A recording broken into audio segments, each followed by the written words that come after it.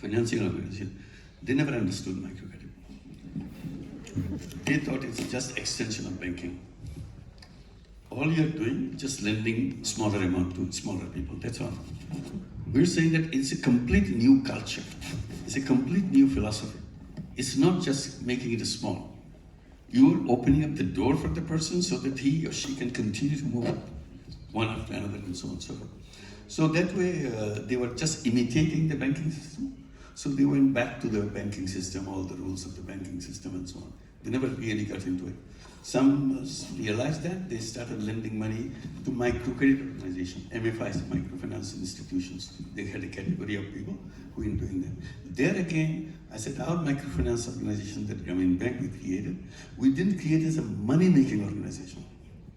I didn't create it to make lots of money out of Grameen Bank. I don't get a penny out of the bank, never got a penny out of the microcredit bank. It was done as a social business, a business to solve people's problem. But the people who wanted to imitate it, they want to make money. It's a great opportunity to lend money to poor people and make lots of money. I said, all you have done, you became a loan shark using our methodology. We were fighting the loan shark. Now use this methodology to turn yourself into loan shark. That's a shame that this technology methodology should go and bring back the...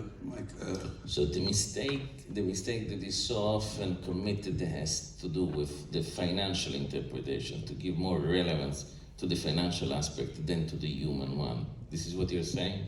No, the rules and procedures and so on, everything that you should follow the imitation of that. Like most of these organizations that I'm talking about, who are loan sharking institution under the name of microfinance institution, they lend money for consumer goods. As I said in Grameen Bank, the only thing you ever do is income generating loan. You have to explain to your friends, if we give you this money, that's how they discuss, because they have to approve the loan for all of their members. If we give you the money, how would you earn this enough money to pay the bank back? So you have to show this will be generating income, and out of the income I'll pay back. It's not that, okay, I'll borrow from somebody else and pay it back. It's not like that. So all the consumer goods that you finance through microfinance, that's an absolutely wrong way and creating the problem of the poor people. They become ambitious to have things that they cannot afford to have because easy money is available. And companies are making it easy for them so that they can sell their products and make sure they can put them into the trap so that somehow they have to get the money back from them.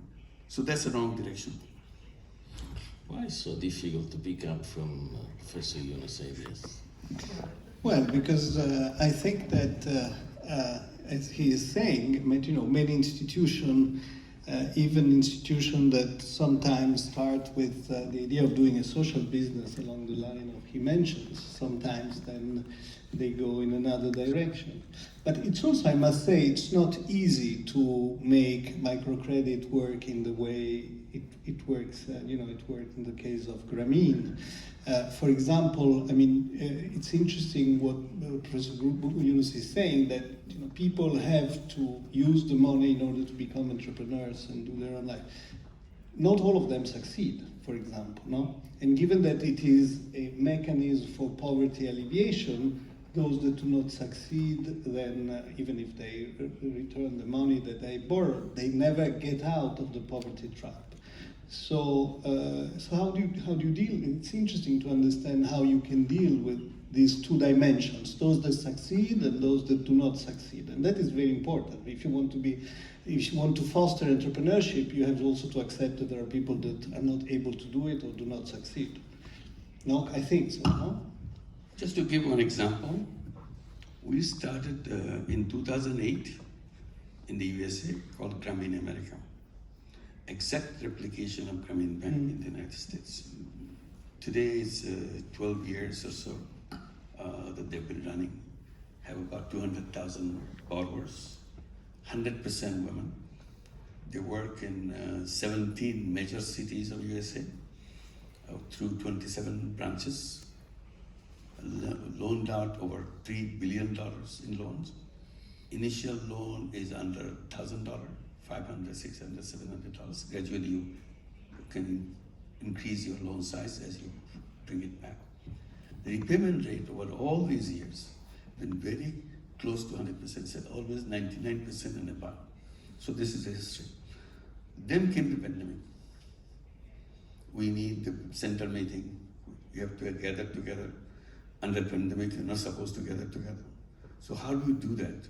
So that was a big challenge for Grameen America, how to continue. They came with some very bold decisions.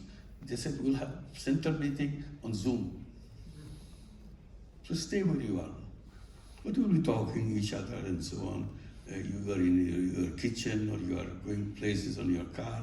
You are telling people what you do and so on and so forth. And then question of paying the money. Then it's a mobile payment.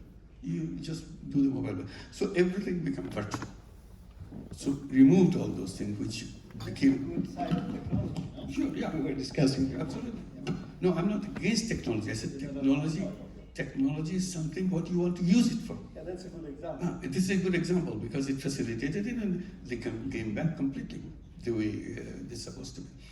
And I mentioned about the social business venture capital fund in Bangladesh, asking young people.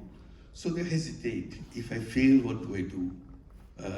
So one of the things that we have to explain again and again, look, if you want to be an entrepreneur, first thing you have to remember, you have a 50-50 chance of failure. If you're afraid to fail, then you're not an entrepreneur. It's not a guaranteed thing. What do we stand on that? They say, I'm your partner. Most probably I'm your majority share partner. You gave 10%, I gave you 90%. And that's how you start the business. So if they fail, it's me who will be suffering, not you. So what are you worrying about? And if you fail, do we get rid of you because you're a failure? No. I said, this is the first lesson that you learn, you can be failure. So we give you a second round of money so that you become successful. Now you have learned a lot. So our job is to make you successful. Our job is not to punish you for not paying back. So this is it. So that if it's a long journey, this is what happens. Yeah, but they don't all become successful, I think. No? That's what I'm saying. Yeah. In the first round, you see, not successful. In the first round, they're not successful. In second round, they may be successful. Maybe third round, they're successful. Have faith in them. So you keep supporting them. That's what it is. You're not like It's a a long bank. A bank would essentially close the account and Absolutely, say your that's not bank how it will- works. So that's And- why they don't want to do it. Absolutely. That's why we are they- not behaving like a bank that you have to close it and you get his property out and get our book balance and so on and so forth. We are with you. We are here to support you. We're not here to punish you. So they have total faith because they are with us.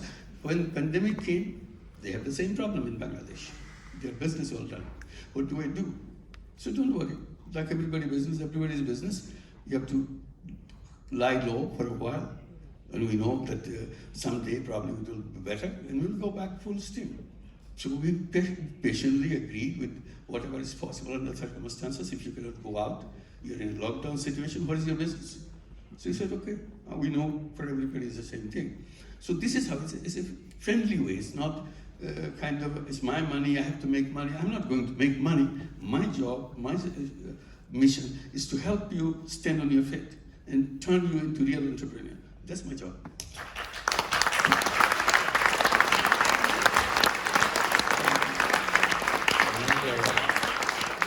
Another aspect of inequalities is education.